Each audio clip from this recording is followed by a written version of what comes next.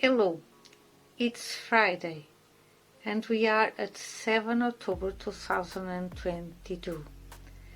The article of today is entitled Pink October Breast Cancer in the First Person, and we are at the 24th episode of Can I Read This Article for You?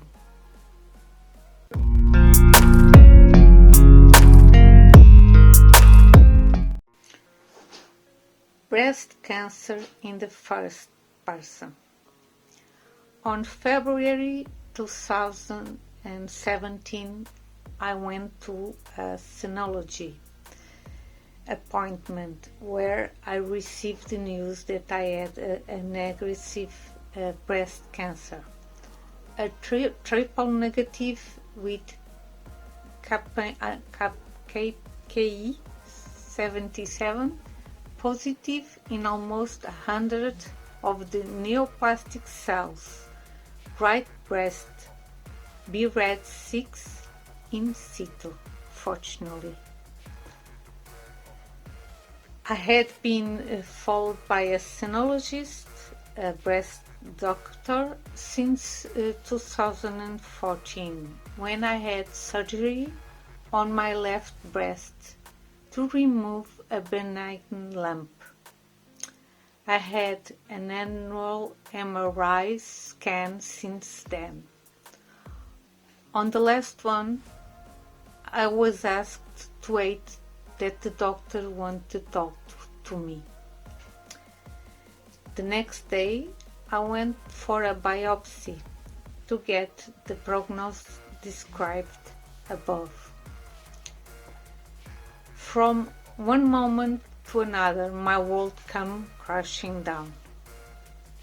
I was about to be able to move into the apartment I bought the summer before and go to work at the National Library, something I had longed for.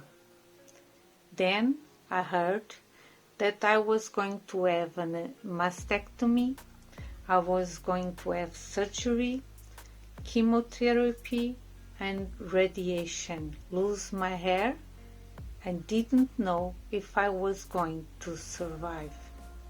That I could wear scarves or a wig. At one point, I could even hear half of it. Fortunately, I didn't have to have a mastectomy. Removal of the sentinel node and the tumorectomy, remove of the tumor, followed by chemotherapy and radiation therapy, many injections in my belly, medicines, family care, faith, and a good dose of resilience were enough to stop the lethal bastard. My oncologist said it was profoundly serious and aggressive, and that he had never seen a case with KI 77 in almost 100 of neoplastic cells. I replied it with my sense of humor. Each is because you have never met a pioneer. My case could not be easy. My life story is full of major trials. It was an exceedingly difficult year, only to be born again. For me, BC and ED mean life before and after cancer. This makes sense more in Portuguese than in English. 5 years later, I can talk normally about this subject. I will elaborate on this idea on the 28 October 2022 here on the blog. Everything about me and my life has completely changed My priorities are different. I was able to move to my apartment in February 2018, which is which was in 1 year later than planned. And although I managed to progress professionally and became a senior technician, I was not able to go to work for the National Library. However, I had the honor of seeing my books being listed in the catalogs of that library. I continue to be followed by an oncologist and a sonologist. I refuse to be afraid of dying because I know that I must live the best life I can and enjoy every moment.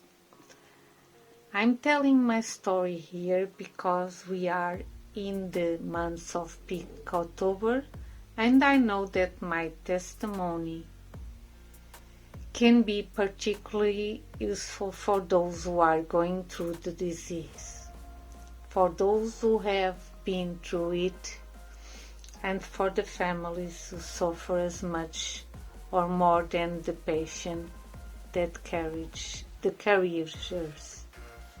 I leave here some links to poems I wrote when I was fighting my breast cancer.